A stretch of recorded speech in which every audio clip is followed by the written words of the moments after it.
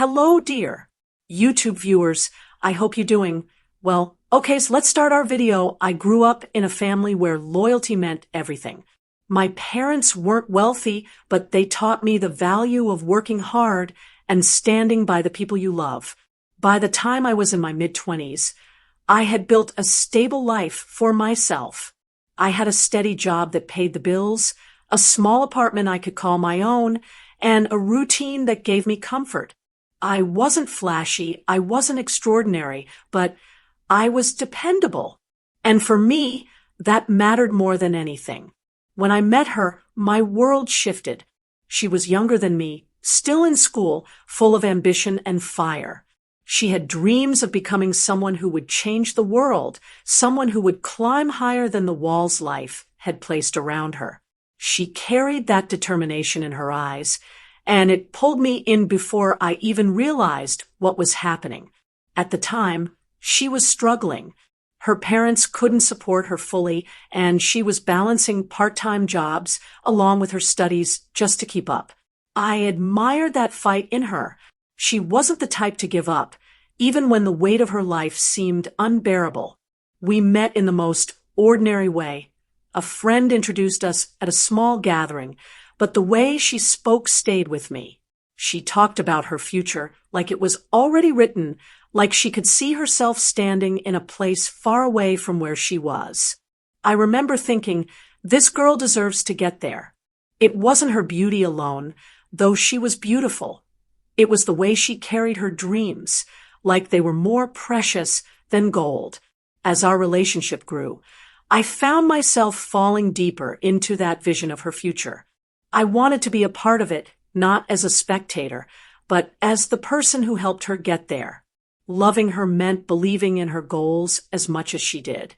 And soon I made a silent promise to myself. I would stand by her no matter what it cost me. She never asked me outright to carry her burdens, but when you love someone, you see the cracks they try to hide. I knew the long nights, the stress, the constant worry about money were wearing her down. So I stepped in.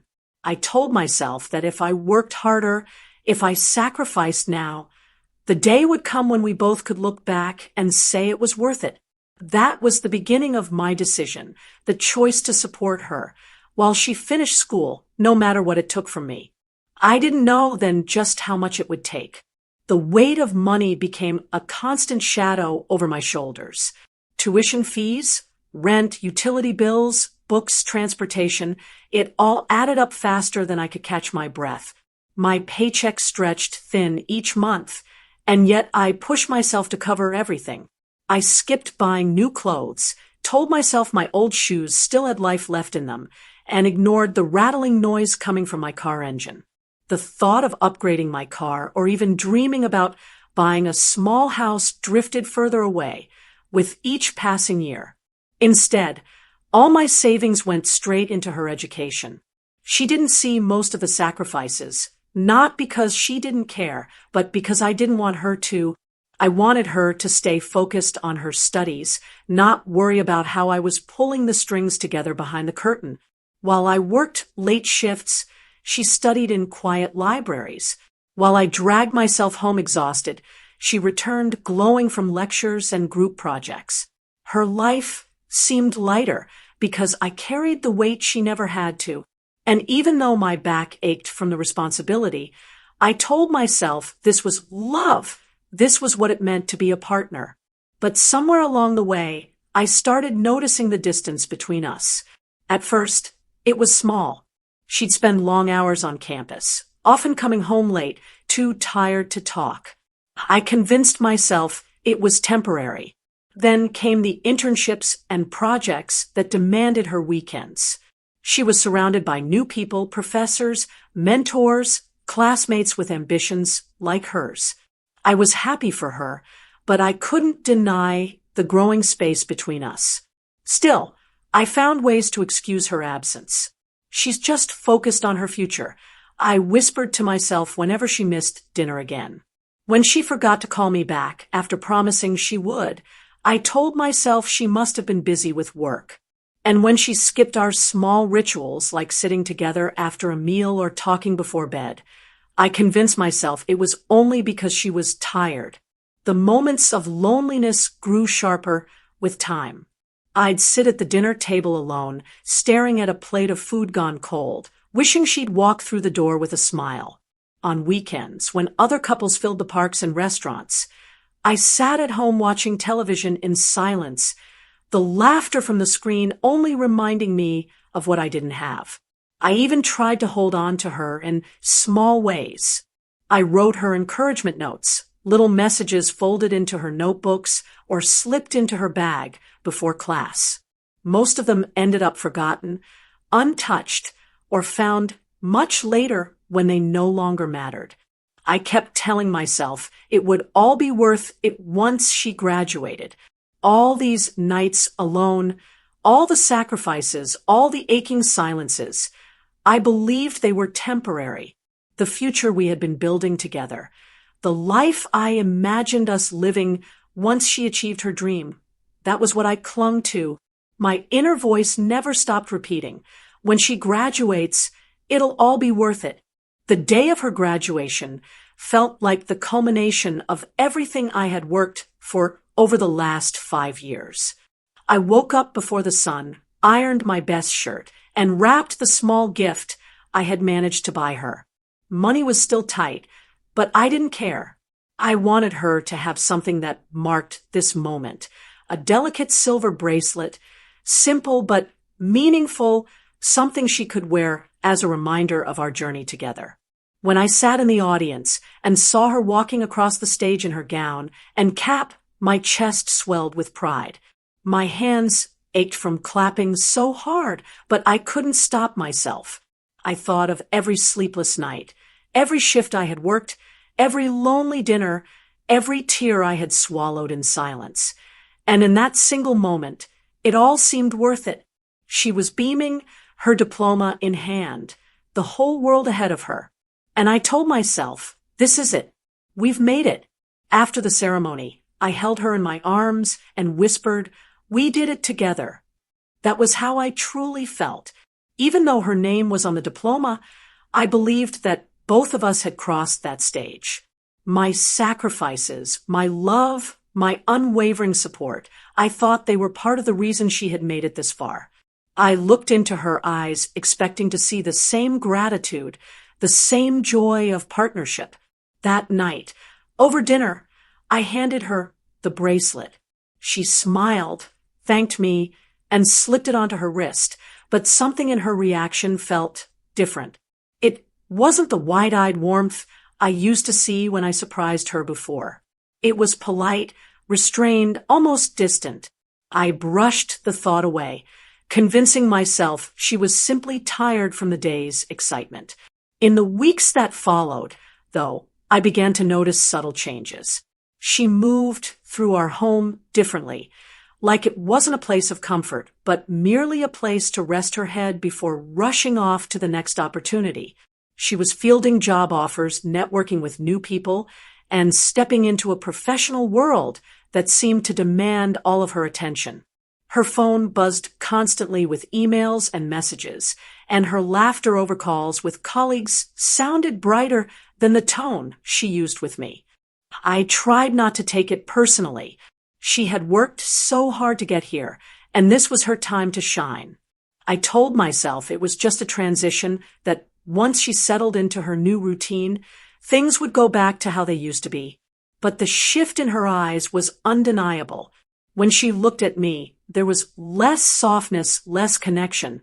Instead of seeing her partner, I sometimes felt like she saw an anchor holding her down. Still, I clung to hope. I told myself, she's just adjusting. Give her time. I wanted to believe that the woman who once dreamed with me was still there, waiting to come back once the whirlwind of her new life calmed. But deep down, a small, uneasy voice whispered that something had changed forever. It was a quiet evening when everything I had built came crashing down.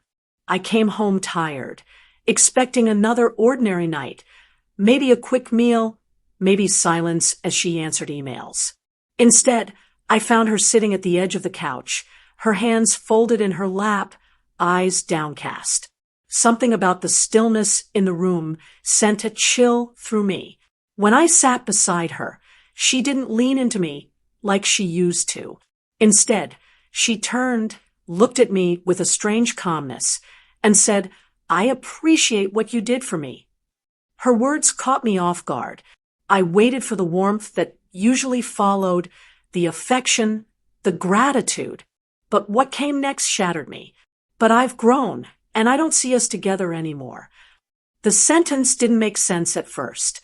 It was like my ears had betrayed me, like I had misheard her. I blinked, shook my head, and managed to stammer. "What do you mean?" "We've been through everything together. We've sacrificed so much. We made it." She sighed, her voice steady, almost rehearsed. "You helped me when I needed it, and I'll always be grateful. But I can't ignore the truth anymore. I've changed. I want something different for my life now." My chest tightened, and I felt my throat closing. Panic gripped me. "Please don't say this. You're just overwhelmed. Things are new. Things are different right now, but it's just a phase. We can work through it." She shook her head, her expression unflinching. "No, this isn't a phase. I want to live for myself now. I don't want to be tied down anymore." Her words pierced me deeper than any knife could. Every memory of my sacrifices flashed before me. Every overtime shift, every lonely dinner, every moment I believed we were building something permanent. I begged her, voice trembling, "Don't throw us away. Don't throw me away. Everything I did for us, for you. Doesn't that matter?" Her eyes hardened, and in that moment, I realized she had already made her choice. "It matters," she said softly, "but it's not enough." The silence that followed was unbearable. I searched her face for a trace of the woman I had fallen in love with, but all I saw was distance. A few days later, she began packing her things. I stood in the doorway of our bedroom, helpless, as she folded her clothes and tucked them neatly into suitcases. The sound of zippers closing felt like the sound of doors slamming shut inside my heart. I wanted to stop her, to grab her hands, and tell her she couldn't leave, but my body felt frozen. I watched as she moved through the room, methodical and cold, like she was erasing her life with me, one item at a time. Every time she picked something up, I remembered the story behind it, the shoes I bought her when she had her first internship, the books I worked overtime to pay for, the coat I gave her when winter caught her unprepared. Each memory stabbed at me as she tucked them away into her bags. Then came the moment that broke me completely. She reached for her graduation gown, folded it carefully, and placed it on top of her things. That symbol of her success, the very thing I had sacrificed years of my life for. She clutched tightly as if it were the most important possession she owned. And then, without a glance, she left behind the old watch I had given her years ago, a gift I'd saved months to afford, one she once said she'd never take off. It sat there on the dresser, abandoned, collecting dust before my eyes. When she finally wheeled her suitcase to the door, I asked, voice cracking, "Is this really it? After everything?" She looked at me one last time, her face unreadable. "Thank you, but it's over."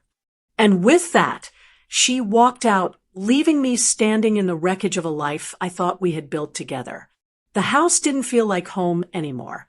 The first night after she left, I sat at the edge of the bed, staring into the darkness, listening to the silence that pressed in from every wall. There was no sound of her moving in the kitchen, no soft hum of her voice rehearsing presentations, no laughter echoing down the hallway. The quiet was unbearable, heavier than any noise could have been. Meals became rituals of loneliness. I cooked out of habit, placing food on 2 plates before remembering I only needed one. Sitting at the table, I stared at the empty chair across from me, my chest tightening as I imagined her there, laughing, talking, telling me about her day. But the chair remained vacant, the silence unbroken. Nights were worse. I lay awake, reaching out to the cold side of the bed where she once slept, my fingers brushing the sheets as though they could hold her memory a little longer. Every corner of the house carried her ghost. Her books, once scattered across the table, stared back at me like accusations. The coffee mug she used every morning sat untouched in the cabinet. Even the faint smell of her perfume lingered in the closet, clinging to clothes she hadn't taken. My mind replayed the moments that once gave me joy. Her radiant smile when she passed an exam, the way she leaned on my shoulder during long nights of studying, the laughter we shared when dreams still felt like ours instead of just hers. Those memories, once comforting, now burned like open wounds. Loneliness quickly twisted into anger, not just at her, but at myself. I felt betrayed, abandoned after years of loyalty, but I also hated the man in the mirror who had seen the signs and chosen to ignore them. I remembered the distant look in her eyes, the forgotten notes of encouragement, the way she had slowly pulled away from me long before graduation. Deep down, I had known, but I had blinded myself with hope, telling myself she would come back, that everything was just temporary. Now the truth gnawed at me. I had given up years of my life, years I could never get back, for someone who had already planned to leave once she no longer needed me. The anger grew heavier when I thought about the life I had postponed, the house I never bought, the dreams I had shelved, the happiness I had convinced myself could wait. I had bet everything on a future with her, and she had cashed out the moment it was convenient. One evening, I sat at my desk with a notebook open in front of me. My hand trembled as I put pen to paper, trying to make sense of the storm inside me. Words spilled out in uneven lines, raw and jagged. I built her wings. I wrote, and she flew away. The sentence stared back at me, bitter and true. That was the story of us. The sacrifices I made had become the very tools she used to escape me. I kept writing, filling pages with questions that had no answers. Why wasn't I enough? Was love supposed to hurt like this? Had I mistaken sacrifice for partnership, duty for love? With every word, I confronted the painful realization that while I had been building her future, I had allowed my own to vanish.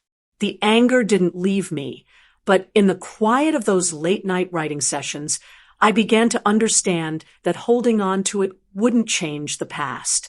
What was left was the wreckage of a life I thought we shared and the haunting question of what I was supposed to do now. For weeks, I felt the urge to call her, to beg her to come back, to remind her of the years we had spent together. But every time my hand hovered over the phone, I stopped myself.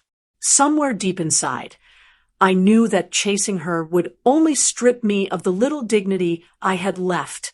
She had made her choice, and if I kept clinging to her shadow, I would lose myself completely. So I made a different choice. I chose me. The first step was small. I forced myself out of the house, into the gym, even when my body screamed to stay in bed. The sweat, the ache in my muscles, the slow return of strength, it gave me a sense of control I hadn't felt in years. Soon after, I reconnected with old friends I had neglected while devoting all my time to her dreams. Sitting across from them, laughing over simple stories, I realized how much of myself I had shut away. I picked up hobbies I'd abandoned long ago, reading novels, sketching in the quiet of the evening, even cooking meals not just to eat but to enjoy. Each small act reminded me that I was more than the man who had been left behind. Slowly, I stopped defining myself by her absence. One night, as I looked at my reflection, I whispered the truth I had learned through pain. Love should never cost me my identity. I had given too much of myself to someone who didn't want to stay, but now I understood that love built on sacrifice alone was never enough. Respect, both for myself and for my partner, was just as important. Months passed, and the storm inside me began to calm. The house no longer felt haunted by her absence. It was simply mine again. I rearranged the furniture, replaced her old books with ones I had chosen, and filled the silence with music of my own. Life wasn't perfect, but it was no longer unbearable. I heard she had moved on, perhaps to a new city, perhaps with new people who fit into her new world. And surprisingly, I didn't feel the sharp sting of jealousy anymore. Instead, there was acceptance. She had chosen her path, and I had finally chosen mine. There were still nights when memories crept back, when I thought of the younger version of us who once dreamed together. But instead of drowning in sorrow, I allowed myself to feel the sadness and then let it go, because holding on to her would mean holding on to the pain, and I was done carrying that weight. Looking out the window one evening, watching the city lights flicker, I realized I had rediscovered something she could never take from me, myself. The man who had once been swallowed by sacrifice was learning to live again, not for someone else's future, but for his own. And as I closed my journal, the final words came easily. Sometimes the greatest act of love is letting go, especially when the person you loved was never truly yours. Thanks for watching. For more videos, please subscribe. Our channel, American Latest Stories.